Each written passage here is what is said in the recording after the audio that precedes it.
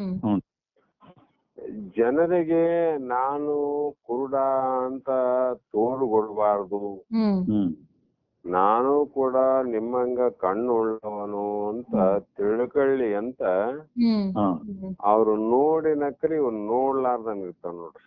ಹಾ ಅವ್ರ ಕಣ್ಣಿದ್ದವರು ನೋಡಿ ನಕ್ಕರ ಸಹಜವಾಗಿ. ಅದು ಹ್ಮ್ ಕಣ್ಣಿಲ್ಲದವನು ಇವನು ನೋಡ್ಲಾರ್ದ ನಗ್ತಾನ ನೋಡ್ರಿ. ಅಂದ್ರೆ ಹೇಗೆ ನಗ್ತಾನಂದ್ರೆ ಅವರ ನಕ್ಕದನ್ನ ನೋಡಿ ತಾನು ನಗುವವನಷ್ಟೆ. ಅದರಂತೆ ವಾಗ್ಬ್ರಹ್ಮಿಗಳು ಏನ್ ಮಾಡ್ತಾರಂದ್ರೆ ಇನ್ನೊಬ್ಬರು ಹೇಳಿದ್ದನ್ನ ಕೇಳಿ ಇನ್ನೊಬ್ಬರು ಹೇಳಿದ್ದನ್ನ ಕಂಠಪಾಠ ಅಥವಾ ಗೆಳೆಯ ಪಾಠವನ್ನ ಮಾಡಿ ಯಾವ ಬ್ರಹ್ಮಜ್ಞಾನವನ್ನ ಪಡೆಯಲಿಕ್ಕೆ ಏನು ಸಾಧನೆಗಳಾವ, ಆ ಸಂಸ್ಕಾರಗಳಾವ, ವಿಧಿಗಳಾವ, ಅವು ಯಾವೂ ಒಂದನ್ನು ತಾನು ಮಾಡಿಕೊಳ್ಳದೆ ಬೇರೆಯವರ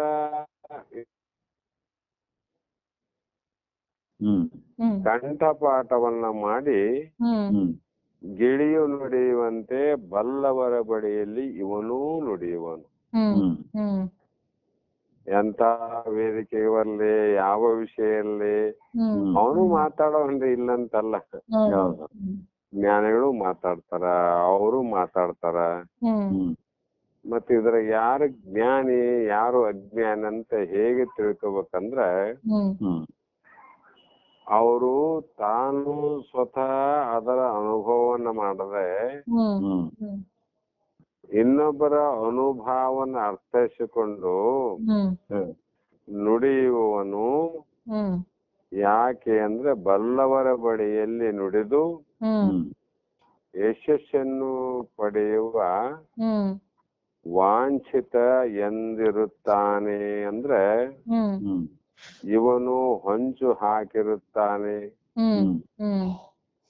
ಇವನು ಕೂಡ ಅವನ ವೇಷವನ್ನ ಧರಿಸಿರುತ್ತಾನೆ, ಅವನಂತೆ ತಾನು ಗುರುಗಳು ಅಂತ ಅನಿಸಿಕೊಳ್ಳುವ ಪ್ರಯತ್ನ ಮಾಡುತ್ತಾನೆ.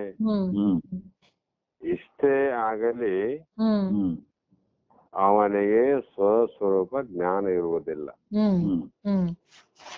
ಅನುಭವದಿಂದ ನುಡಿಯುವರು ಬ್ರಹ್ಮಜ್ಞಾನಿಗಳು, ಅನನುಭವದಿಂದ ನುಡಿಯುವರು ವಾಗ್ ಬ್ರಹ್ಮಿಗಳಂತ. ಅದಕ್ಕೆ ಸರ್ಪಭೂಷಣರು ಅದೇ ನುಡಿಯಲ್ಲಿ ಕುರುಡರೆಲ್ಲರೂ ಕೂಡಿ ಗೊಂಬೆ ಆಟದಲ್ಲಿ ಬಂದು ಕುಳಿತು ಅವರು ನಕ್ಕಂತೆ ತಾನು ನಗುತ್ತೇನಂದ್ರವ್ರು. ಈ ರೀತಿ ಅಂದರೆ ಗ್ರಾಮ್ ಫೋನ್ ಪ್ಲೇಟಿನಲ್ಲಿರುವ ಪದವನ್ನು ಹೇಳಿದಂತೆ ತಾನು ಪಾಠ ಮಾಡಿದ್ದನ್ನ ಮಾತ್ರ ಹೇಳುವವನಾಗಲಿ, ಆದರೆ ಅನುಭವ ಅವನಿಗೆ ಇರುವುದಿಲ್ಲ. ಕಾರಣ ಈ ಒಂದು ಫೋನ್ ಅಲ್ಲಿ ನಾ ಮಾತನಾಡಿದ್ದು ನಿಮ್ಮ ಫೋನ್ ಅಲ್ಲಿ ರೆಕಾರ್ಡಿಂಗ್ ಆಗಿರುತ್ತದೆ. ಅದು ಏನಾದ್ರೂ ಹೆಚ್ಚಿಗೆ ಅಥವಾ ಕಡಿಮೆ ಏನಾದ್ರೂ ನುಡಿತಾ ಇದೀನಿ ಅಂದ್ರೆ ಇಲ್ಲ. ಅದ್ರಲ್ಲಿ ಎಷ್ಟು ತುಂಬಿ ಅದ 20 ಸಲ ನೀನು ರಿಪೀಟ್ ಮಾಡಿದ್ರು ಕೂಡ ಅಷ್ಟೇ ನುಡಿತದೆ ವಿನಃ ಹೆಚ್ಚಿಗೆ ನುಡಿಯುವಂತ ತಾಕತ್ತು ಅದರಲ್ಲಿಲ್ಲ. ಸಂಗ್ರಹ ಆಗಿಲ್ಲೇನಲ್ಲಿ ಸಂಗ್ರಹ ಆಗ್ಯದ, ಎಷ್ಟು ಸಂಗ್ರಹ ಆಗ್ಯದ ಅಷ್ಟೇ ಹೇಳ್ತದ.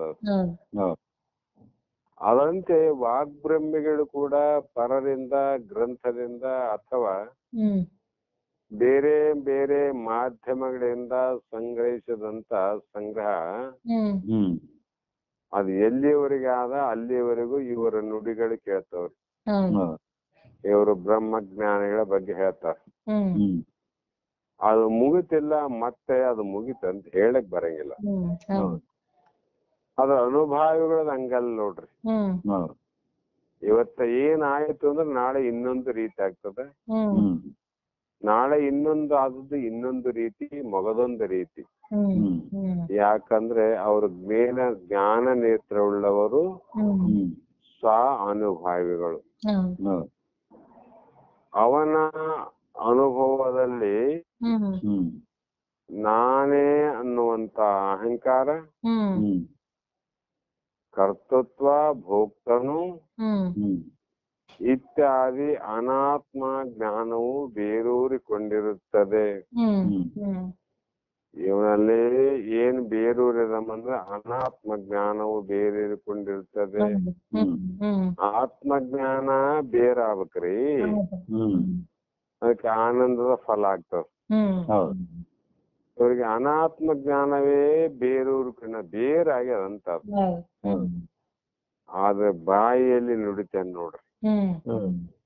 ಅದಕ್ಕೆ ಇವನಿಗೆ ಏನ್ ಅನ್ನಬೇಕು ಅಂದ್ರೆ, ಬಾಯಿ ಬ್ರಹ್ಮವು ಆಗಿರುತ್ತಾನೆ ಎಂಬವು ಅಂತ ಇಲ್ಲಿ ಹೇಳ್ತಾ ಬಂದ್ರು.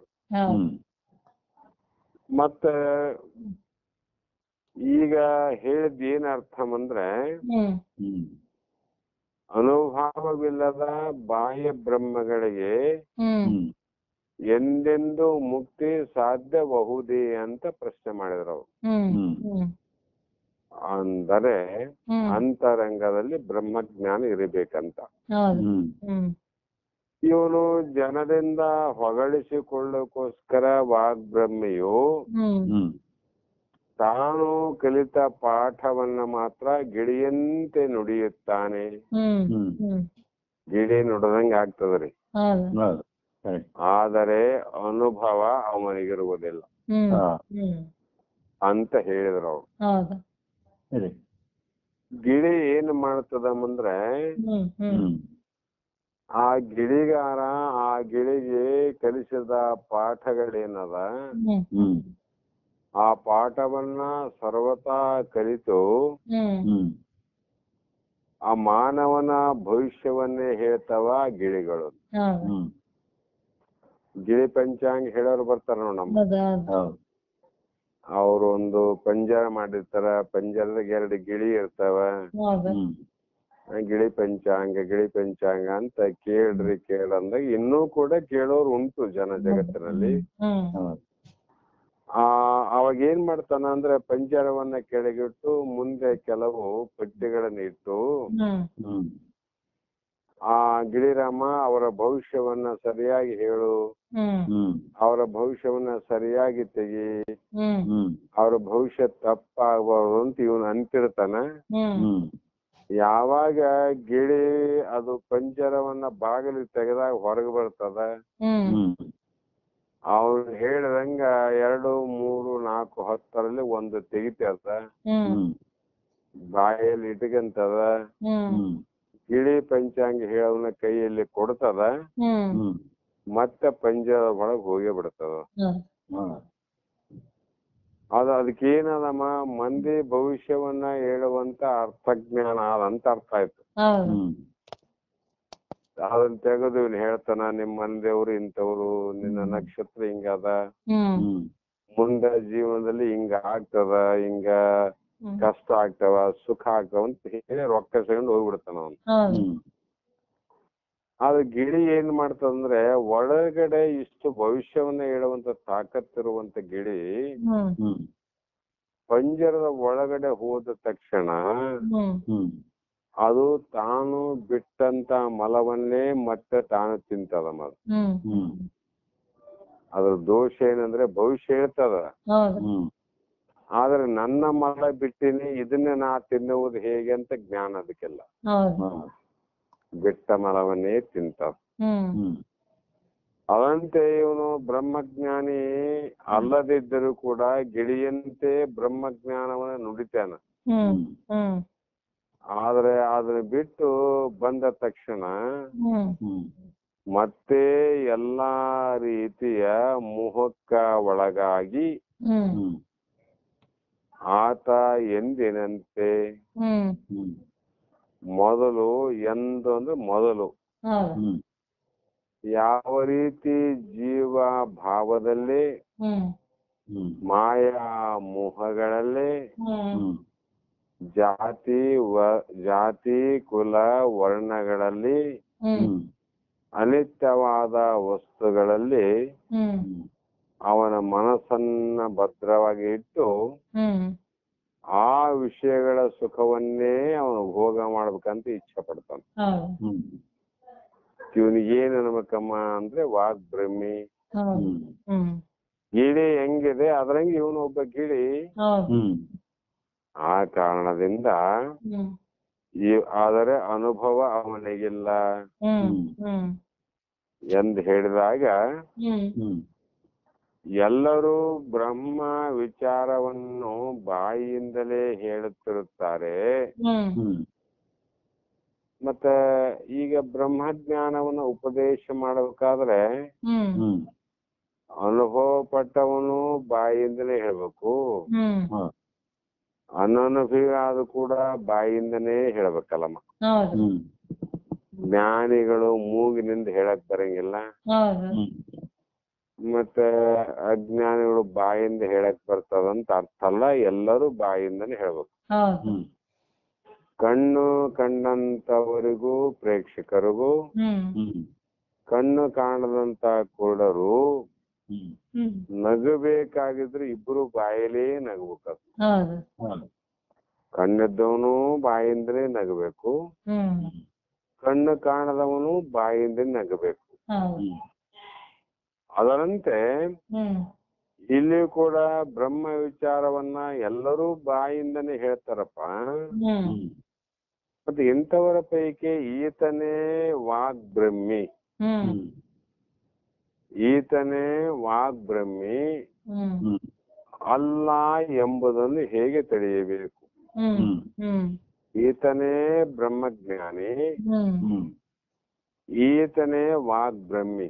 ಹ್ಮ್ ಹ್ಮ್ ಹ್ಮ್ ಇವನು ತಿಳಿಲಾದ ಬ್ರಹ್ಮಜ್ಞಾನವನ್ನು ನುಡಿತಾನ, ಹ್ಮ್ ಹ್ಮ್ ಇವನು ತಿಳಿದು ಹೇಳ್ತಾನಂತ ನಾವ್ ಹೆಂಗೆ ತಿಳಿಬೇಕು? ಹ್ಮ್ ಸರಿ.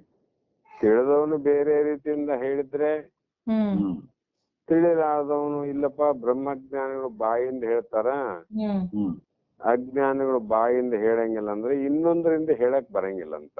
ಹ್ಮ್ ಹೌದು. ಹ್ಮ್ ಇಬ್ರು ಅದೇ ಬಾಯಿಯನ್ನ ಬಳಸ್ಬೇಕು. ಹ್ಮ್ ಅಂದಾಗ ಹೆಂಗ ತಿಳ್ಕೋಬೇಕು ಅಂದ್ರೆ, ಹ್ಮ್ ಹ್ಮ್ ವಾಗ್ ಬ್ರಹ್ಮಿಗಿರುವ ಪ್ರತ್ಯೇಕ ಲಕ್ಷಣವೇನು? ಹ್ಮ್ ಹ್ಮ್ ವಾಗ್ಬ್ರಹ್ಮಿ ಅಂತಕ್ಕಂಥವನಿಗೆ ಹ್ಮ್ ಪ್ರತ್ಯೇಕವಾದ ಬೇರೆ ಲಕ್ಷಣ ಏನಾದ್ರೂ ಉಂಟೇನು? ಹ್ಮ್ ಹ್ಮ್ ಬ್ರಹ್ಮಜ್ಞಾನಿ ಲಕ್ಷಣವನ್ನು ಹೇಳಿದಾರೆ ಇಲ್ಲಿವರೆಗೆ. ಹೌದೌದು ಈ ವಾಗ್ಬ್ರಹ್ಮಿ ಲಕ್ಷಣವೇನು ಎಂಬ ಪ್ರಶ್ನೆಗೆ ಹ್ಮ್ ಹ್ಮ್ ಅವನು ಹ್ಮ್ ಹ್ಮ್ ಜ್ಞಾನ ಮತ್ತು ಕರ್ಮ ಹ್ಮ್ ಹ್ಮ್ ಎರಡರಿಂದ ಮುಕ್ತಿ ಪ್ರಾಪ್ತಿಯಾಗುತ್ತದೆಂಬ ಹ್ಮ್ ಹ್ಮ್ ಸಮುಚ್ಚಯವಾದಿತ್ವವೇ ವಾಗ್ಬ್ರಹ್ಮಿಗಿರುವ ಪ್ರತ್ಯೇಕ ಲಕ್ಷಣ ನೋಡಿ. ಹ್ಮ್ ಹ್ಮ್ ಹ್ಮ್ ಏನ್ ಹೇಳ್ತಾನಮ್ಮ ಅವನಂದ್ರೆ, ಜ್ಞಾನ ಕರ್ಮ ಕರ್ಮ ಮತ್ತು ಜ್ಞಾನ. ಹ್ಮ್ ಹ್ಮ್ ಕರ್ಮದಿಂದನೂ ನೀವು ಮುಕ್ತರಾಗಬಹುದು, ಹ್ಮ್ ಹ್ಮ್ ಹ್ಮ್ ಜ್ಞಾನದಿಂದನೂ ಮುಕ್ತರಾಗಬಹುದಂತ ಹ್ಮ್ ಹ್ಮ್ ಸಮುಚ್ಚಯವಾದಿ. ಹ್ಮ್ ಸಮುಚ್ಚಯ ಅಂದ್ರೆ ಜ್ಞಾನಕ್ಕೂ ಅಷ್ಟೇ ಫಲ, ಹ್ಮ್ ಹ್ಮ್ ಕರ್ಮಕ್ಕೂ ಅಷ್ಟೇ ಫಲ ಹ್ಮ್ ಹ್ಮ್ ಅಂತ ಏನು ಉಪದೇಶ ಮಾಡಿ ಬಲ್ಲವರ ಮುಂದ ಹೇಳ್ತಾರಲ್ಲವ, ಹ್ಮ್ ಅದೇ ಅವನ ಪ್ರತ್ಯೇಕ ಲಕ್ಷಣ. ಹ್ಮ್ ಹ್ಮ್ ಹೆಂಗ್ ತಿಳಿಬೇಕಂದ್ರೆ ಹಿಂಗ್ ತಿಳ್ಕೊ. ಹ್ಮ್ ಹ್ಮ್ ಮತ್ತೆ ಆ ಲಕ್ಷಣ ಹೇಗೆ ಅಂದ್ರೆ, ಹ್ಮ್ ಹ್ಮ್ ಈ 85ನೇ ಶ್ಲೋಕದಲ್ಲಿ ಹ್ಮ್ ಅವರು ಹೇಳುವ ಪ್ರಯತ್ನವನ್ನು ಮಾಡ್ತಾರಮ್ಮ. ಹ್ಮ್ ಹ್ಮ್ 9ನೇ ಶ್ಲೋಕದಲ್ಲಿ ಹ್ಮ್ ಹ್ಮ್ 85ನೇ ಶ್ಲೋಕ ಅಂತ. ಹ್ಮ್ ಹೌದು. ಅದಕ್ಕೆ ಈ ಕನ್ನಡದ ಅವತಾರಿಕೆಯನ್ನ ಹೇಳ್ತಾ ಬಂದ್ರಮ್ಮ. ಹ್ಮ್ ಹ್ಮ್ ಆ ಅವತಾರದಲ್ಲಿ ಹ್ಮ್ ಹ್ಮ್ ಆ ಆ, ಅನಂತ ಪ್ರಕಾರವನ್ನ ಹೇಳುವಾಗ ಹ್ಮ್ ಸಮುಧೀಕೃತ ತತ್ವ ತತ್ವೈ ಕೇವಲ ಜ್ಞಾನ ಅರ್ಥ ಧೂಪಗತಿ ರೂಪಕಂಠೆ ಕರ್ಮಣ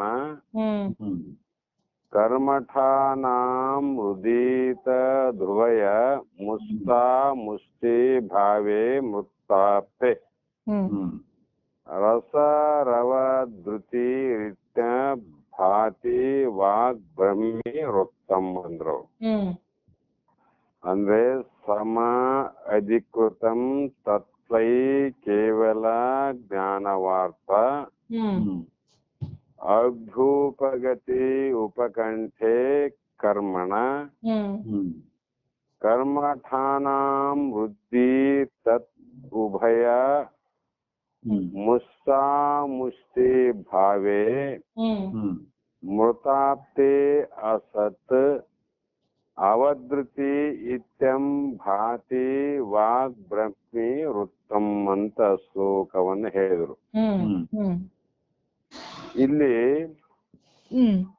ಸಮ ಅಂದ್ರೆ ಯಾವುದಕ್ಕೆ ಹೇಳಬೇಕಂದ್ರೆ ಜ್ಞಾನ ಮತ್ತು ಕರ್ಮ ಇವು ಸಮುಚ್ಚಯವಾದಿಗಳಾದ ಕರ್ಮ ಪಟರ ವಾದವೇ ವಿನಃ ಇದು ಜ್ಞಾನಿಗಳ ವಾದವಲ್ಲ,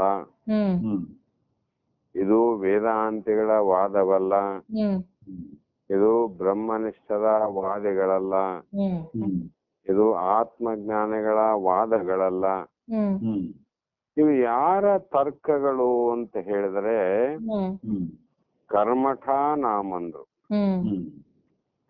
ಯಾರಿಗೆ ಕರ್ಮದಲ್ಲಿ ನಿಷ್ಠೆ ಅದ ಆ ಕರ್ಮದಲ್ಲಿ ನಿಷ್ಠೆ ಉಳ್ಳಂತವರೇ ಮಾತು ವಿನಃ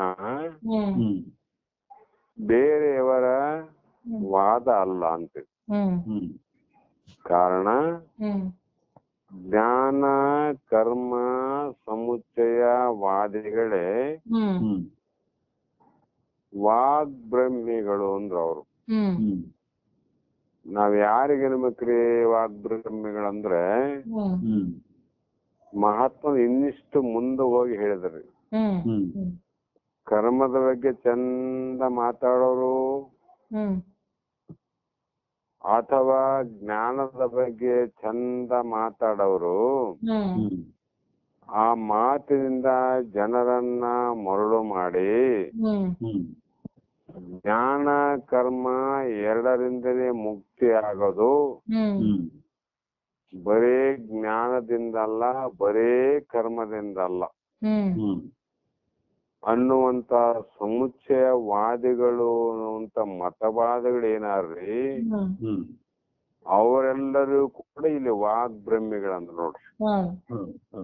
ಮತ್ ಇನ್ನ ಅಲ್ಪ ಸ್ವಲ್ಪ ಅಲ್ಲಿ ಇಲ್ಲಿ ಗ್ರಂಥ ಕುಂತು ನಿಂತು ಏನನ್ನ ಕೇಳಿ ಬ್ರಹ್ಮನ ಮಾತಾಡೋರಿಗೆ ಹೇಳಲ್ಲ, ಅವ್ರನ್ನ ಮೀರಿ ಬಿಟ್ರಿ ಇವರು. ಅವ್ಯಾವ ಒಂದು ಗಿಡಕ್ಕೆ ಚಪ್ಪಲು ಕೂಡ ಸಂಬಂಧ ಅಲ್ರವು.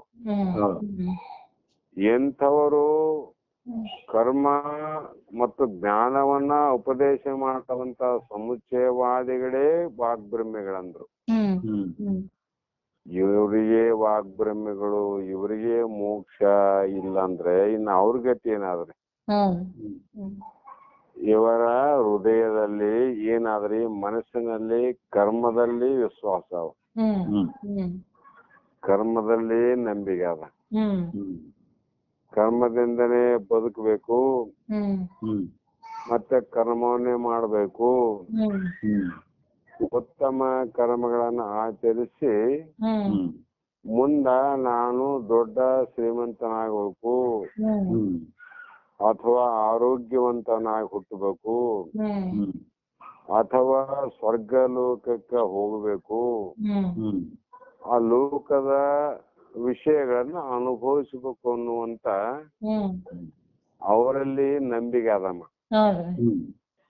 ಅದಕ್ಕಾಗಿ ಅವರು ಬೇರೆಯವರು ಕೂಡ ಹಂಗೆ ಹೇಳ್ತಾರ ಅವ್ರು. ಆದ್ರೆ ಬಾಯಿಯಲ್ಲಿ ಮಾತ್ರ ಬ್ರಹ್ಮ ತತ್ವವನ್ನು ಹೇಳುವಾಗ ಇರುತ್ತದೆ. ಬಾಯಿ ತೆರೆದ್ರೆ ಬ್ರಹ್ಮ ತತ್ವನ್ನೇ ಹೇಳ್ತಾರ ಅವ್ರು. ಒಳಗೇನಾದ ಕರ್ಮದಲ್ಲಿ ಏನಾನ ಪಡಿಬೇಕಂತ ಅಪೇಕ್ಷೆ. ಹೌದು. ಹ್ಮ್ ಈ ರೀತಿ ಜ್ಞಾನ ಕರ್ಮಗಳಿಗೆ ಹ್ಮ್ ಪರಸ್ಪರ ವಿರೋಧವಿರುವುದರಿಂದ ಹ್ಮ್ ಜ್ಞಾನಕ್ಕ ಫಲನೇ ಬೇರೆ ಆದ್ರಿ, ಹ್ಮ್ ಕರ್ಮಕ್ಕ ಫಲನೇ ಬೇರೆ ಆದಲ್ರಿ. ಹೌದು. ಕರ್ಮಕ್ಕ ಫಲ ಭೋಗ ಅದ, ಜ್ಞಾನಕ್ಕ ಫಲ ಮೋಕ್ಷ ಅದ. ಮೋಕ್ಷದ ಮಾತನ್ನಾಡ್ತಾರ್ರಿ, ಹುಟ್ಟುವ ಕಾರ್ಯವನ್ನ ಮಾಡ್ತಾರ. ಒಳಗ ಹುಟ್ಟಬೇಕು ಒಂದ್ ಇಚ್ಛೆ ಅವ, ಹೊರಗಡೆ ಮುಕ್ತನಾಗಬೇಕೆಂಬ ಬಯಕೆ ಅವ. ಇವರಿಗೆ ವಾಗ್ಬ್ರಹ್ಮಿಗಳು ಅಂತ ಹೇಳಿದ್ರು. ಅದರಿಂದ ಮುಷ್ಟಿ ಯುದ್ಧವ ಜರುಗಿ ಮರಣ ಪ್ರಾಪ್ತವಾದ ಸ್ಥಿತಿಯಲ್ಲಿ ಪರಿವರ್ತಿಸುತ್ತಾರೆ. ಇವ್ರು ಎದರಲ್ಲಿ ಪ್ರವೃತ್ತಿ ಅಂದ್ರೆ ಮುಷ್ಟಿ ಯುದ್ಧ ಅಂತ ಆ ದೃಷ್ಟಾಂತವನ್ನು ಕೊಡ್ತಾರ. ಹೇಗಂದ್ರೆ ಕರ್ಮ ಜ್ಞಾನಗಳು ಎರಡು ಮೋಕ್ಷದ ಪ್ರಾಪ್ತಿಗೆ ಸಾಧನವೆಂದು ವ್ಯವಹರಿಸುವ ಸಮುಚ್ಚಯವಾದಿಗಳು ನಾಲಿಗೆಯಲ್ಲಿ ಮಾತ್ರ ಆಧ್ಯಾತ್ಮ, ನಾಲಿಗೆಯಲ್ಲಿ ಮಾತ್ರ ಜ್ಞಾನ ತತ್ವಗಳನ್ನ ಜನರ ಮುಂದೆ ಹೇಳಿ ತಮ್ಮ ಮನಸ್ಸಿನಲ್ಲಿ ಅಥವಾ ಹೃದಯದಲ್ಲಿ ಕರ್ಮ ನಿಷ್ಠಾತ್ಮಕವಾಗಿರುವ ಕರ್ಮಗಳನ್ನೇ ಮಾಡಿ ಇದ್ದರೆ ಇವರಿಗೆ ವಾಗ್ಬ್ರಹ್ಮಿಗಳು ಎನ್ನಬೇಕು. ನುಡಿಯಲ್ಲಿ ಮಾತ್ರ ಬ್ರಹ್ಮ, ನಾಲಿಗೆಯಲ್ಲಿ ಮಾತ್ರ ಬ್ರಹ್ಮ, ಆದರೆ ಹೃದಯದಲ್ಲಿ ಮಾತ್ರ ಕರ್ಮನಿಷ್ಠರು. ಇವರಿಗೆ ವಾಗ್ಬ್ರಹ್ಮಿಗಳು. ಈ ವಾಗ್ಬ್ರಹ್ಮಿಗಳ ಪರಿವರ್ತನೆಯು ಮತ್ತು ಇವರ ಸ್ಥಿತಿಯು ಏನಾಗಿದೆ ಅಂದ್ರೆ ಮರಣಪ್ರಾಯವಾಗಿರುವುದೆಂಬುದನ್ನು ಇವ್ರು ಏನ್ರಿ ಮರಣಪ್ರಾಯ ಅಂತ, ಸಾವಿನಲ್ಲಿ ಸಿಕ್ಕಿ ಹಾಕಿಕೊಂಡವರು ಅಂತ, ಸಾವನ್ನ ಜಯಿಸಿದಂತವರು ಅಲ್ಲ. ಅದು ಹೇಗೆ ಅಂದ್ರೆ ತಿಳಿಯುವಂತೆ ಒಂದು ದೃಷ್ಟಾಂತವನ್ನ ಇಲ್ಲಿ ಹೇಳಲೇಬೇಕಾಗಿದೆ. ಅದು ಯಾವುದು ಅಂದ್ರೆ ಮುಷ್ಟಿ ಯುದ್ಧ ಅಂದ್ರೆ ಏನಿಲ್ರಿ, ಅದು ಪರಸ್ಪರ ಯುದ್ಧ ಉಪಮಾನವೆನಿಸುತ್ತಾರೆ. ಹೇಗೆಂದರೆ ಒಬ್ಬರ ಜೊತೆಯಲ್ಲಿ ಯುದ್ಧ ನಡಿಬೇಕಾಗಿತ್ತು, ಜಗಳ ಆಗ್ಬೇಕಾಗಿದ್ರೆ ಪರಸ್ಪರ ಇಬ್ಬರ ಮಧ್ಯದಲ್ಲಿ ವೈರತ್ವವಿದ್ದರೆ ಮಾತ್ರ ಯುದ್ಧ ನಡೀತಾವ.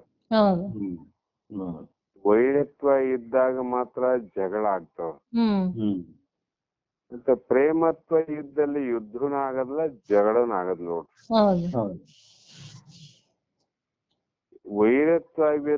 ವೈರತ್ವ ಇಲ್ಲದೆ ಯುದ್ಧ ನಡೆಯೋದಿಲ್ಲ ಅಂತ ಅರ್ಥ ಆಯ್ತು.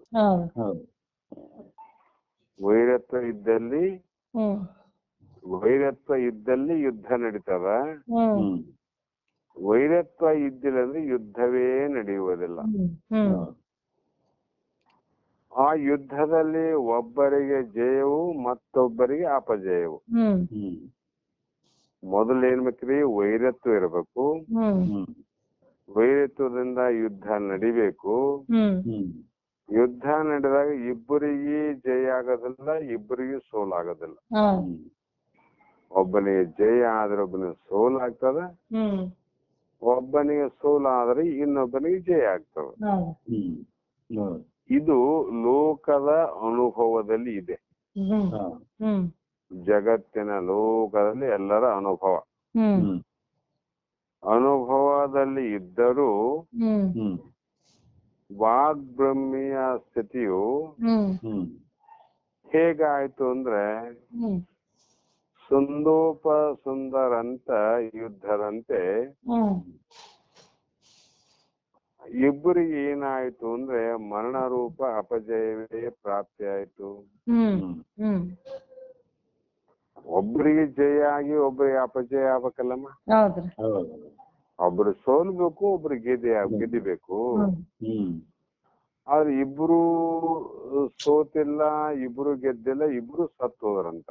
ಹ್ಮ್ ಹ್ಮ್ ಹ್ಮ್ ಯುದ್ಧ ಮಾಡ್ಯಾರ, ವೈರತ್ವಾದ, ಹ್ಮ್ ಆದ್ರೆ ಇಬ್ರು ಮರಣಕ್ಕೆ ಕಾರಣವಾಯಿತು ಆ ಯುದ್ಧ. ಹ್ಮ್ ಹ್ಮ್ ಯಾವಾಗ ಹೇಗೆ ಅಂದ್ರೆ ಹ್ಮ್ ಹ್ಮ್ ಇಲ್ಲಿಯೂ ಕೂಡ ಹ್ಮ್ ಹ್ಮ್ ಮರಣ ರೂಪ ಅಪಜಯವೇ ಪ್ರಾಪ್ತಿಯಾದಂತಿರುತ್ತದೆ ಹ್ಮ್ ಹ್ಮ್ ಸುಂದೋಪ ಸುಂದರ ಯುದ್ಧದಂತೆ. ಹ್ಮ್ ಅಂದ್ರೆ ಹ್ಮ್ ನಾ ಮೊದಲೇ ಒಂದು ಕಥೆಯನ್ನು ಹೇಳೇನಮ್ಮ, ಹ್ಮ್ ನೆನಪಾದೋ ಇಲ್ಲೋ ಈ ಸಂದರ್ಭ ಬಂದದ ಮತ್ತೊಂದ್ಸಲ ವಿಚಾರ ಮಾಡಬೇಕು. ಹೌದು. ಸುಂದೋಪ ಸುಂಧ ಅನ್ನುವಂತ ಇಬ್ಬರು ಹ್ಮ್ ಹ್ಮ್ ವೈರತ್ವ ಇಲ್ಲದ ಪ್ರೇಮದಿಂದ ಇರತಕ್ಕಂತ ಅಣ್ಣ ತಮ್ಮಂದರು ರಕ್ಕಸರವರು. ಹ್ಮ್ ಹ್ಮ್ ಆದರೆ ಯುಕ್ತಿಯಲ್ಲಿ ಮಹಾಬಲಾಢ್ಯರವರು. ಹ್ಮ್ ಹ್ಮ್ ಇವ್ರೇನ್ ಮಾಡಿದ್ರೆ ರಕ್ಕಸರಿಗೆ ದೇವತೆಗಳಿಂದ ಎಂದಾದರೂ ನಮಗ ಹ್ಮ್ ಕಷ್ಟ ಆಗಬಹುದು, ಹ್ಮ್ ಕಷ್ಟದಲ್ಲಿ ನಾವು ಅವರನ್ನ ಸೋಲಿಸ್ಬೇಕು, ಗೆದಿಬೇಕು ಅಂತ ಹೇಳಿ ಹ್ಮ್ ಹ್ಮ್ ತಾವು ಸಾಯಬಾರದು ಅನ್ನುವಂತ ದೃಷ್ಟಿಯಿಂದ ಹ್ಮ್ ಹ್ಮ್ ವಿಷ್ಣುವನ್ನ ಅಥವಾ ಪರಮಾತ್ಮನನ್ನ ಕುರಿತು ತಪಸ್ಸನ್ನ ಮಾಡಿದ್ರು. ಹ್ಮ್ ಹ್ಮ್ ಆ ತಪಸ್ಸಿಗೆ ಮೆಚ್ಚಿದಂತ ಪರಮಾತ್ಮ ಹ್ಮ್ ಹ್ಮ್ ಸುಂದ ಉಪಸುಂದರ ಭಕ್ತಿಗೆ ಮೆಚ್ಚಿ ಹ್ಮ್ ಹ್ಮ್ ಅವರಿಗೆ ಪ್ರತ್ಯಕ್ಷನಾಗಿ ಹ್ಮ್ ನಿಮ್ಮ ಭಕ್ತಿಗೆ ನಾನು ಮೆಚ್ಚಿದ್ದೇನೆ, ತೃಪ್ತಿಯಾಗಿದ್ದೇನೆ, ಹ್ಮ್ ಹ್ಮ್ ಅದಕ್ಕಾಗಿ ನಿಮಗೆ ಏನು ಬೇಕು ಕೇಳ್ರಿ ನಾ ಕೊಡುತ್ತೇನೆ ಅಂತ ಪರಮಾತ್ಮ ಪ್ರತ್ಯಕ್ಷನಾದ. ಹ್ಮ್ ಹ್ಮ್ ಆವಾಗ ಧನ್ಯರಾದಿವಿ ಅಂತ ನಮಸ್ಕರಿಸಿ ಹ್ಮ್ ಪರಮಾತ್ಮನನ್ನು ಬೇಡಿದ್ರು. ಹ್ಮ್ ಪರಮಾತ್ಮ ನಮ್ಗೇನು ಬೇಡ, ಹ್ಮ್ ಹ್ಮ್ ಯಾವ ನಿನ್ನ ಲೋಕ ಬೇಕಾಗಿಲ್ಲ, ನಿನ್ನ ಧನ ಬೇಕಾಗಿಲ್ಲ, ಸಂಪತ್ತು ಬೇಕಾಗಿಲ್ಲ, ಹ್ಮ್ ಹ್ಮ್ ನಮಗ ಬೇಕಾಗಿರೋದು ಒಂದೇ ಒಂದು, ಅದನ್ನ ನೀವು ಕೊಡಬೇಕು ಅಂತ ಮೊದಲು ಭಾಷೆನ ತಗೊಂಡ್ರು. ಹ್ಮ್ ಹ್ಮ್ ಭಗವಂತ ಹೇಳಿದ ನಾನು ಕೊಡಕ್ಕೆ ಬಂದಿನಪ್ಪ, ಹ್ಮ್ ನೀವೇನ್ ಕೇಳ್ರಿ ಕೊಡ್ತು ಅಂದಾಗ ಹ್ಮ್ ನಮಗ ಮರಣ ಬಂದಿರಬಾರ್ದು ಅಣ್ಣ ತಮ್ಮರಿಗೆ ಅಂದ್ರ ಅವ್ರು. ಹ್ಮ್ ಹ್ಮ್ ದೇವತೆಗಳಿಂದ ಆಗ್ಲಿ, ರಾಜರಿಂದ ಆಗ್ಲಿ, ಇನ್ನು ಹುಲಿ ಕರಡಿ ಚಿರತೆ ಯಾವ್ದ್ರಿಂದ ಮರಣ ಆಗ್ಬಾರ್ದು, ಹ್ಮ್ ನಾವು ಸಾಯಬಾರದು, ಸತ್ತಿರಬಾರದು ಅಂತ ಕೇಳಿದಾಗ ಹ್ಮ್ ಪರಮಾತ್ಮ ಹೇಳಿದ ಇನ್ ಹ್ಮ್ ವರವನ್ನ ಬೇಡ್ಯಾರ, ಹ್ಮ್ ಆದ್ರೆ ಸಾಯಲಾರ್ದನ್ನ ಯಾರು ಕೊಡ್ಲಿಕ್ ಸಾಧ್ಯ ಇಲ್ಲ, ಹ್ಮ್ ಹ್ಮ್ ಸಾವು ಬಂದೇ ಬರ್ತದಂದ್ರು. ಹ್ಮ್ ಹೌದು. ಆದ್ರೆ ಇವ್ರೇನು ಬಹಳ ಜಾಣತನ ಮಾಡಿದ್ರಿ. ಹೌದು. ಹ್ಮ್ ಹಿಂದೆ ಎಂತೆಂತವರ ವರವನ್ನ ಕೇಳಿ ಮತ್ತೆ ಹ್ಮ್ ವಿಷ್ಣುವಿನ ಲೀಲೆಯಿಂದ ಅನಂತ ರೀತಿ ಉಪಾಯವನ್ನ ಮಾಡಿ ರಕ್ಕಸರೆಲ್ಲರನ್ನ ನಾಶ ಮಾಡಿದವರು ದೇವತೆಗಳು. ಹ್ಮ್ right. ಅದಕ್ಕ ಅನಂತ ಪ್ರಮಾಣಗಳು ಕೂಡ ಉಂಟು ನೋಡ್ರಿ ಜಗತ್ತಿನಲ್ಲಿ. ಹ್ಮ್ ಹೌದು. ಭಸ್ಮಾಸುರ ಹಂಗೆ ಕೇಳ್ದ, ಹ್ಮ್ ಹ್ಮ್ ಅವನು ಸತ್ತೋದ. ಹ್ಮ್ ಹ್ಮ್ ಶುಂಭಾನಿ ಶುಂಭರು ಕೇಳಿದ್ರು, ಹ್ಮ್ ಅವರು ಸತ್ತ ಹೋದ್ರು. ಹ್ಮ್ ಕಾರಣ ವಿಚಾರ ಮಾಡಿದ್ರು, ಬೇರೆಯವರಿಂದ ಸಾಯ್ಬೇಕಾಗ್ತದ, ನಮ್ಮ ಅಣ್ಣ ತಮ್ಮರಲ್ಲಿ ಹ್ಮ್ ಹ್ಮ್ ಯಾವ ಪ್ರೇಮನಾದ ವೈರತ್ವ ಬರ್ಲಿಕ್ಕೆ ಸಾಧ್ಯ ಇಲ್ಲ. ಹ್ಮ್ ಹ್ಮ್ ಹ್ಮ್ ನಮ್ಮ ಅಣ್ಣ ತಮ್ಮರ ಮಧ್ಯದಲ್ಲಿ ಯುದ್ಧ ನಡಿಬೇಕು, ಹ್ಮ್ ಹ್ಮ್ ಆ ಯುದ್ಧದಿಂದೇ ಸಾವು ಬರಬೇಕು ವಿನ ಬೇರೆ ಯಾವುದೇ ರೀತಿಯಿಂದ ಸಾವು ಬರಬಾರದು ಅಂತ ಕೇಳಿದ.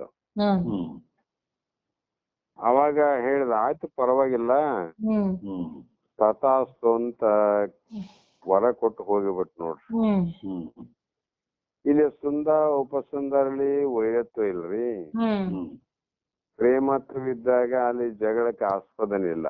ಹ್ಮ್ ಯುದ್ಧ ಯಾರು ಕೂಡ ಮಾಡ್ಬೇಕ್ರಿ. ಹೌದು. ಹ್ಮ್ ಅದಕ್ಕಾಗಿ ನಮಗೆ ಯಾರಿಂದ ಮರಣ ಇಲ್ಲ ಅಂತ ತಿಳ್ಕೊಂಡು ಅಹಂಕಾರದಿಂದ ಮದದಿಂದ ಹ್ಮ್ ಹ್ಮ್ ದೇವಾನು ದೇವತೆಗಳಿಗೆ ಹ್ಮ್ ಅವರು ಕಿರುಕುಳವನ್ನು ಕೊಡ್ಲಿಕ್ಕೆ ಪ್ರಾರಂಭ ಮಾಡಿದ್ರು. ಹ್ಮ್ ಹ್ಮ್ ದೇವತೆಗೆ ಅನಂತ ರೀತಿಯ ಕಷ್ಟಗಳನ್ನು ಕೊಟ್ರು. ಹ್ಮ್ ಹ್ಮ್ ದೇವತೆಗಳನ್ನ ಹುಡುಕಾಡಿ ಅವರ ಮೇಲೆ ಯುದ್ಧಕ್ಕೆ ಹೋಗ್ತಿದ್ರು. ಹ್ಮ್ ಹ್ಮ್ ಕಾರಣ ಅವರಿಂದ ಸಾಯೋದಿಲ್ಲ ಅಂತ ಗೊತ್ತಿತ್ತು ಅವ್ರಿಗೆ. ಹೌದು. ಹೌದು.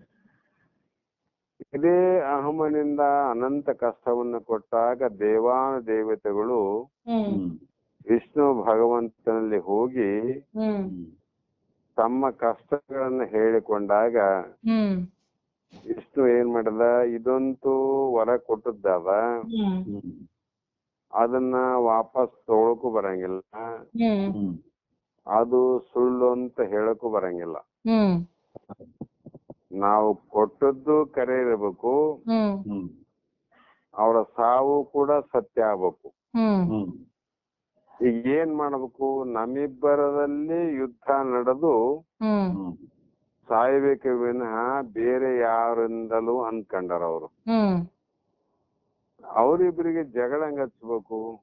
ಹ್ಮ್ ಹ್ಮ್ ಯಾಕಂದ್ರೆ ಅವ್ರು ವೈರಿಗಳಲ್ಲ, ಪ್ರೇಮಿಗಳಲ್ಲ. ಹೌದು ಹೌದು ಪ್ರೇಮಿಗಳು ಎಂದೂ ಜಗಳ ಆಡಂಗಿಲ್ಲ, ಯುದ್ಧ ಮಾಡಂಗಿಲ್ಲ ಹೌದು. ಹ್ಮ್ ಅಂತ ತಿಳ್ಕೊಂಡು ವಿಷ್ಣು ಒಬ್ಬ ಸುಂದರವಾದ ಸ್ತ್ರೀ ವೇಷವನ್ನ ಧರಿಸಿಕೊಂಡು ಹ್ಮ್ ಹ್ಮ್ ಬಹಳ ಒಂದು ಹ್ಮ್ ಯುವತಿ ಹ್ಮ್ ದೇವತಾ ಕನ್ಯೆಯ ರೂಪವನ್ನ ಧರಿಸಿ ಉಪಸುಂದ ಇದ್ದಂತ ಜಾಗದಲ್ಲಿ ಹ್ಮ್ ಹ್ಮ್ ಸುಮ್ಮನೆ ಯಾವುದೋ ಕಾರಣಕ್ಕೆ ಬಂದ್ಲು. ಹ್ಮ್ ಹ್ಮ್ ಅವರ ದೃಷ್ಟಿ ತನ್ನ ಮೇಲೆ ಬೀಳುವಂಗ ಹ್ಮ್ ಹ್ಮ್ ಆಕರ್ಷಣೆಯನ್ನು ಮಾಡಲಿಕ್ಕೆ. ಹ್ಮ್ ಹ್ಮ್ ಒಬ್ಬ ಸ್ತ್ರೀ ಪುರುಷನ ಆಕರ್ಷಣೆ ಮಾಡುವಂತೆ ಹ್ಮ್ ಹ್ಮ್ ಆ ಒಂದು ಮಾಯಾ ಶರೀರದಿಂದ ಹುಟ್ಟಿದಂತ ವಿಷ್ಣು ಹ್ಮ್ ಸ್ತ್ರೀ ವೇಷದಲ್ಲಿ ಅನಂತ ರೀತಿಯಿಂದ ಅವರ ಆಕರ್ಷಣೆ ಮಾಡಲು ಹ್ಮ್ ಹ್ಮ್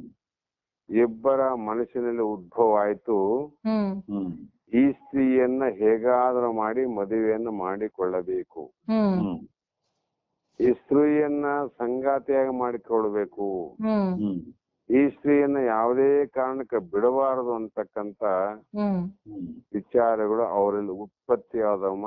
ಯಾರಲ್ಲಿ ಅಂದ್ರೆ ಹ್ಮ್ ಸುಂದ ಮತ್ತು ಉಪಸುಂದ ಇಬ್ಬರಲ್ಲಿ. ಹ್ಮ್ ಹ್ಮ್ ಹ್ಮ್ ಸ್ತ್ರೀ ಒಬ್ಳು ಹ್ಮ್ ಹ್ಮ್ ಆಕೆನ್ನ ಪಡಿಬೇಕನ್ನುವಂತ ಇಚ್ಛೆ ಆದದ್ದು ಇಬ್ಬರಲ್ಲಿ. ಹೌದು. ಹ್ಮ್ ಆವಾಗ ಸುಂದ ಅಂದ, ಏ ಸ್ತ್ರೀ ನಿನ್ನ ನಾನು ಮದುವೆ ಆಗ್ತೀನಿ ಅಂತ ಹ್ಮ್ ಹ್ಮ್ ಹೇಳ್ದ.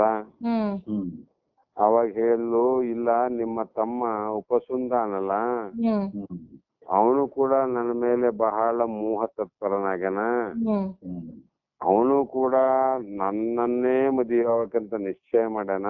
ಹ್ಮ್ ಹ್ಮ್ ನನಗೇನು ನಿಮ್ಮ ತಮ್ಮನ ಮದುವೆ ಆಗ್ಬೇಕಂತ ಇಚ್ಛೆ ಇಲ್ಲ, ಹ್ಮ್ ಹ್ಮ್ ನಿನ್ನನ್ನೇ ಆಗ್ಬೇಕಂತ ಅದ.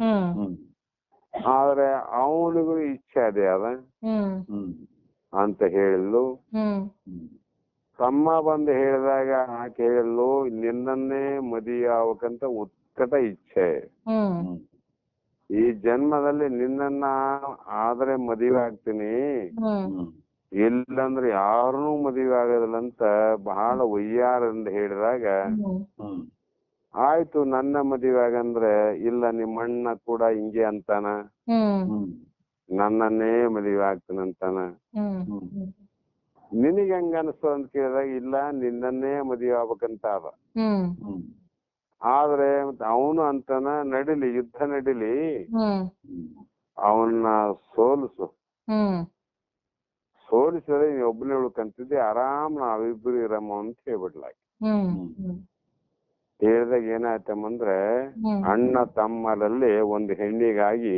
ಹ್ಮ್ ಹ್ಮ್ ಘೋರವಾದ ಮಲಯುದ್ಧನೇ ನಡೆದೋಯ್ತು. ಹ್ಮ್ ಹ್ಮ್ ಅವರಲ್ಲಿ ವೈರತ್ವ ಇದ್ದಿಲ್ಲಲ್ಲಮ್ಮ, ಹೌದು. ಹ್ಮ್ ವೈರಿಗಳಲ್ಲ, ಹ್ಮ್ ಹ್ಮ್ ಆದ್ರೂ ಯುದ್ಧ ನಡೀತು.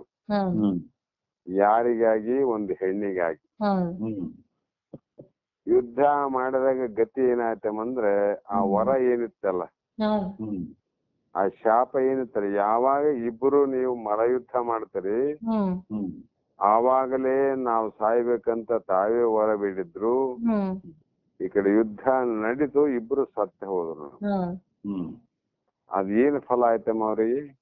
ಏನು ಯಾವುದಕ್ಕಾಗಿ ಯುದ್ಧ ಮಾಡಿದ್ರು ಅದು ಇತ್ತು, ಯುದ್ಧ ಮಾಡಿದ್ರೆ ಸತ್ತು ಹೋದ ಅಂತ. ಹೌದು ಹ್ಮ್ ಅದರಂತೆ ಇಲ್ಲಿ ಹ್ಮ್ ಕರ್ಮ ಜ್ಞಾನಗಳಿಗೆ ಹ್ಮ್ ಹ್ಮ್ ಇವು ಏನಾಗ್ತವೆ ಅಂದ್ರೆ ತಾವೇ ವೈರತ್ವದಿಂದ ಹ್ಮ್ ಹ್ಮ್ ಕರ್ಮ ಜ್ಞಾನವನ್ನ ನಾಶ ಮಾಡಲ್ಲ, ಹ್ಮ್ ಹ್ಮ್ ಜ್ಞಾನ ಕರ್ಮವನ್ನು ನಾಶ ಮಾಡಲ್ಲ.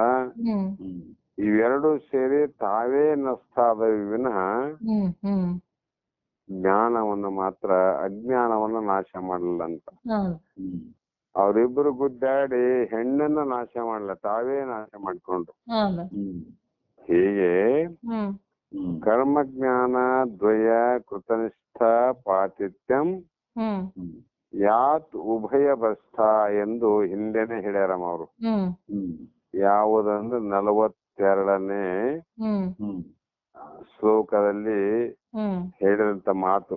ಹ್ಮ್ ಜ್ಞಾನದ ಸ್ವರೂಪ ಅಸಂಗ, ಅಕರ್ತ, ಅಭೋಕ್ತ, ಹ್ಮ್ ಹ್ಮ್ ಸರ್ವ ಸಾಕ್ಷಿ ಚಿನ್ಮಾತ್ರ ಬ್ರಹ್ಮವೇ ನಾನಿದ್ದೇನೆ. ಹ್ಮ್ ಹ್ಮ್ ನಾನು ದೇಹಕ್ಕೆ ಅಸಂಗನಾಗಿದ್ದೇನೆ, ಹೌದು ಹ್ಮ್ ನಾನು ಅಕರ್ತನಾಗಿದ್ದೇನೆ, ಹ್ಮ್ ಹ್ಮ್ ನಾನು ಅಭೋಕ್ತನಾಗಿದ್ದೇನೆ, ಹ್ಮ್ ನಾನು ಸರ್ವಕ್ಕೂ ಸಾಕ್ಷಿಯಾಗಿರುವಂತ ಚಿನ್ ಮಾತ್ರ. ಹ್ಮ್ ಅಂದ್ರೆ ಹ್ಮ್ ಚಿದ್ರೂಪನಾಗಿರ್ತಕ್ಕಂಥ ಬ್ರಹ್ಮ ಸ್ವರೂಪನೇ ನಾನಿದ್ದೇನೆ. ಹ್ಮ್ ಹ್ಮ್ ಆ ಬ್ರಹ್ಮ ಸ್ವರೂಪವೇ ನಮ್ಮಲ್ಲಿ ಹ್ಮ್ ಹ್ಮ್ ಜಾಗ್ರ, ಸ್ವಪ್ನ, ಸುಷುಪ್ತಿ, ತೂರ್ಯಾತೀತ ಅವಸ್ಥೆಯಲ್ಲಿ ಹ್ಮ್ ಹ್ಮ್ ಬ್ರಹ್ಮಜ್ಞಾನಿಗೆ ಬರ್ತಕ್ಕಂಥ ಅನುಭವ ಏನಂದ್ರೆ ಹ್ಮ್ ನಾನು ಸಾವಿಲ್ಲದ, ಕೇಡಿಲ್ಲದ, ರೂಹಿಲ್ಲದ, ಹ್ಮ್ ಹಸಿವೆ ಇಲ್ಲದ, ತೃಷೆ ಇಲ್ಲದ, ನಿದ್ರೆ ಇಲ್ಲದ, ನೀರಡಿಕೆ ಇಲ್ಲದ ಹ್ಮ್ ಆ ಪರಬ್ರಹ್ಮ ಸ್ವರೂಪನೇ ನಾನಿದ್ದೇನೆ ಅನ್ನುವಂತ ಜ್ಞಾನ ಆಗ್ತದೆ. ಹೌದು ಹ್ಮ್ ಅದರಂತೆ ಹ್ಮ್ ಹ್ಮ್ ಈ ಪುಣ್ಯ ಪಾಪ ಸಹಿತ ಹ್ಮ್ ಹ್ಮ್ ನೀನು ಹ್ಮ್ ಕರ್ಮದ ಸ್ವರೂಪವು ಸಂಸಾರಿ ಹ್ಮ್ ಹ್ಮ್ ಮತ್ತು ನೀನು ಕರ್ತ ಅಂದ್ರೆ ಕರ್ಮವನ್ನು ಮಾಡೋನು, ಹ್ಮ್ ಹ್ಮ್ ಮಾಡಿದ ಕರ್ಮವನ್ನು ನೀನೇ ಉಣ್ಣವನು. ಹ್ಮ್ ಹ್ಮ್ ಈ ರೀತಿ ಸುಖವೇ ಇರಲಿ, ದುಃಖವೇ ಇರಲಿ, ಹ್ಮ್ ಹ್ಮ್ ಪುಣ್ಯವೇ ಇರಲಿ, ಪಾಪ ಸಹಿತವಾಗಿ ಹ್ಮ್ ನೀನು ಜೀವನೇ ನಾನಿದ್ದೇನೆಂಬುದು ತಪ್ಪು ತಿಳುವಳಿಕೆಯಾಗಿದೆ. ಹ್ಮ್ ಹ್ಮ್ ತಪ್ಪು ಜ್ಞಾನದ ತಿಳುವಳಿಕೆ ಅಲ್ಲ, ಇದು ಅಜ್ಞಾನ ತಿಳುವಳಿಕೆ. ಹ್ಮ್ ಹ್ಮ್ ಇಷ್ಟು ಹ್ಮ್ ಲಭಿಸದೆ ಏನಮ್ಮ ಅಂದ್ರೆ ಕರ್ಮ ಹ್ಮ್ ಜ್ಞಾನಗಳ ಫಲಗಳಲ್ಲಿ ತನಗೊಂದು ಫಲವಾದರೂ ಲಭಿಸದೆ. ಹ್ಮ್ ಜ್ಞಾನಕ್ಕ ಫಲ ಏನದಮ್ಮ? ಮೋಕ್ಷ ಅದ. ಹೌದು ಕರ್ಮಕ್ಕ ಫಲ ಏನದ? ಭೋಗ. ಹೌದು ಈ ಭಿನ್ನ ಭಿನ್ನವಾಗಿರತಕ್ಕಂತ ಫಲಗಳನ್ನ ಹ್ಮ್ ಇದರಲ್ಲಿ ಯಾವುದೂ ತನಗೆ ಅನುಭವಿಸದೆ. ಹ್ಮ್ ಜ್ಞಾನದಿಂದ ಮೋಕ್ಷನಾಗಲ್ಲ, ಕರ್ಮದಿಂದ ಫಲನೂ ಆಗ್ಲಿಲ್ಲ. ಹೌದು ಇವೆರಡರಲ್ಲಿ ಅವನಿಗೆ ಏನೊಂದು ಫಲವಾದರೂ ಲಭಿಸದೆ. ಹ್ಮ್ ಏನಾಯ್ತಂದ್ರೆ ಹ್ಮ್ ಉಭಯ ಫಲಗಳಿಂದಲೂ ಭ್ರಷ್ಟನಾಗುತ್ತಾನೆ.